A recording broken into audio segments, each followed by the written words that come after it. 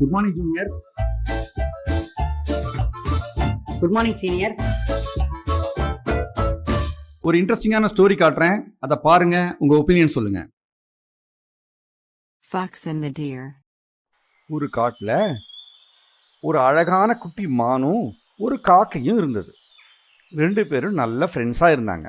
அந்த மான் மேலே காக்கை உட்காந்துட்டு ஜாலியாக பயணம் பண்ணும், ரெண்டும் ஓடி பிடிச்சி விளையாடும்.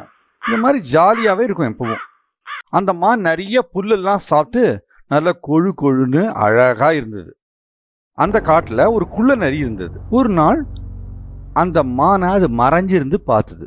அட, இந்த மான் இவ்வளோ அழகாக இருக்கே, கொழு கொழுன்னு இருக்கே, இதை சாப்பிட்டா எப்படி இருக்கும் அப்படின்னு அது நினச்சிது.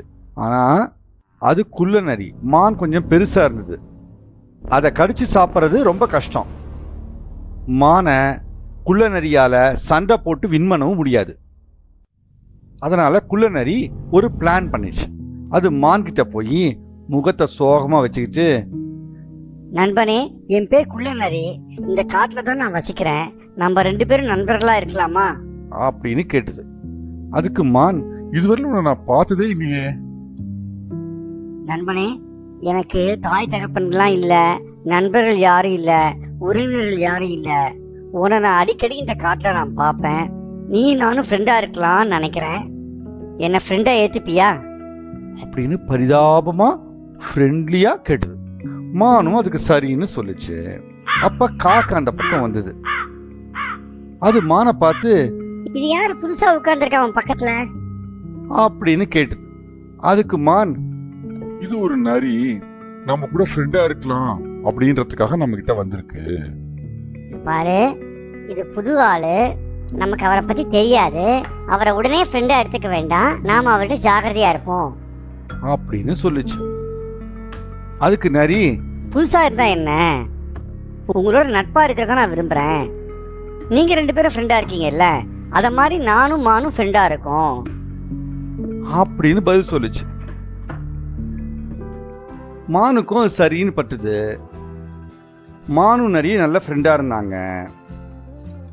ஒரு நாள் நரி மான் கிட்ட, பக்கத்துல ஒரு வயல் இருக்கு, அந்த வயல்ல நிறைய பழம் இருக்கு, நிறைய புல் இருக்கு, நீ போய் வேணா சாப்பிடு, உனக்கு ரொம்ப பிடிக்கும் அப்படின்னு சொல்லுச்சு.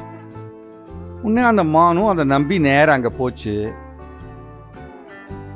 வயல் நிறைய இருந்தது, கேரட் இருந்தது, எல்லாத்தையும் சாப்பிட்டுட்டே இருந்தது. ஆனால் அந்த வயல்காரன் ஒரு பெரிய வலையை விரிச்சு வச்சிருந்தான்.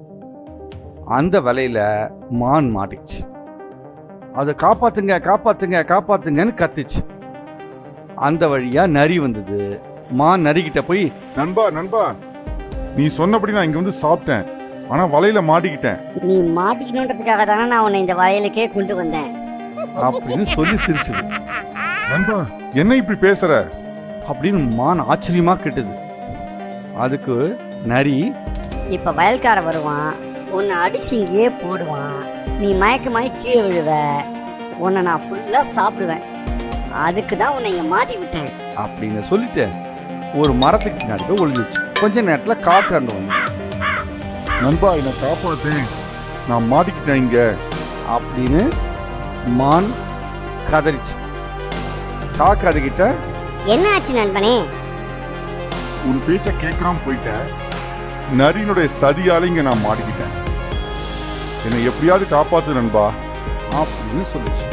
அதுக்கு உடனே காகம், நீ செத்து போன மாதிரி படுத்துக்கோ, அசையவே அசையாத அப்படின்னு ஒரு பிளானை சொல்லுச்சு.